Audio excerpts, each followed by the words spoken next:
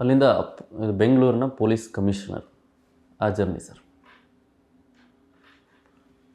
Bangalore police commissioner ಆಗಬೇಕು ಅಂದರೆ police ಅಧಿಕಾರಿ ತುಂಬ ಜೀವನದಲ್ಲಿ ಶ್ರಮ ಪಟ್ಟಿರಬೇಕು. 3 ದಶಕ ಕಾಲ ಕರ್ನಾಟಕದ ಮೂಲೆಯಲ್ಲಿ ಕೂಡ ಸೇವೆ ಮಾಡಿರಬೇಕು. ಕೆಟ್ಟ ಹೆಸರು ಇರಬಾರ್ದು, ಭ್ರಷ್ಟಾಚಾರ ಆರೋಪ ಇರಬಾರ್ದು, ಎಲ್ಲ ಸರ್ಕಾರಗಳ ಜೊತೆ ಒಳ್ಳೆ ಸಂಬಂಧಗಳು ಇಟ್ಕೊಂಡು ಬಂದಿರಬೇಕು. ನಮ್ಮ ಮೇಲಧಿಕಾರಿಗಳ ಜೊತೆನೂ ಒಳ್ಳೆ ಸಂಬಂಧಗಳು ಇಟ್ಕೊಂಡಿರಬೇಕು.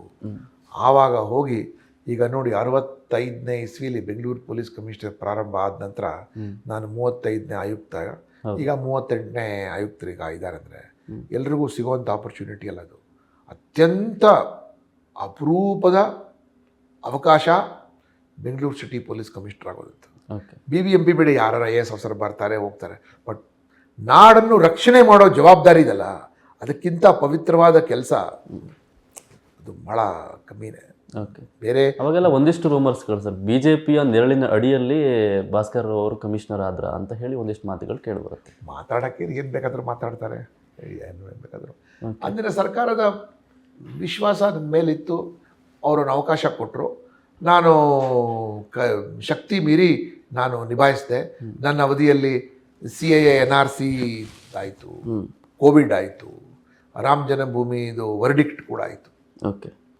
ಮತ್ತು DK ಶಿವಕುಮಾರ್ಗೆ ಆ ಸಮಯದಲ್ಲಿ ಅರೆಸ್ಟ್ ಮಾಡಿ ಜೈಲಿಗೆ ಹೋಗಿ ಜೈಲಿಂದ ಹೊರಗಡೆ. So complete exactly 1 year ನಾನಿದ್ದೆ.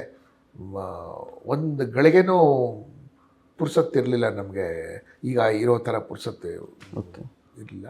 But ನನಗೆ ನನ್ನ ತಂಡ ಮತ್ತು ನನ್ನ ಸಹಪಾಠಿಗಳು ಮತ್ತು ನಮ್ಮ ಜೊತೆಯಲ್ಲಿರೋ ಅಧಿಕಾರಿಗಳು ಮತ್ತು ಅಂದಿನ ಸರ್ಕಾರ ಗೃಹ ಸಚಿವರು ಬೊಮ್ಮಾಯಿ ಇದ್ದರು, ಮುಖ್ಯಮಂತ್ರಿಗಳು ಯಡಿಯೂರಪ್ಪನವರಿದ್ದರು.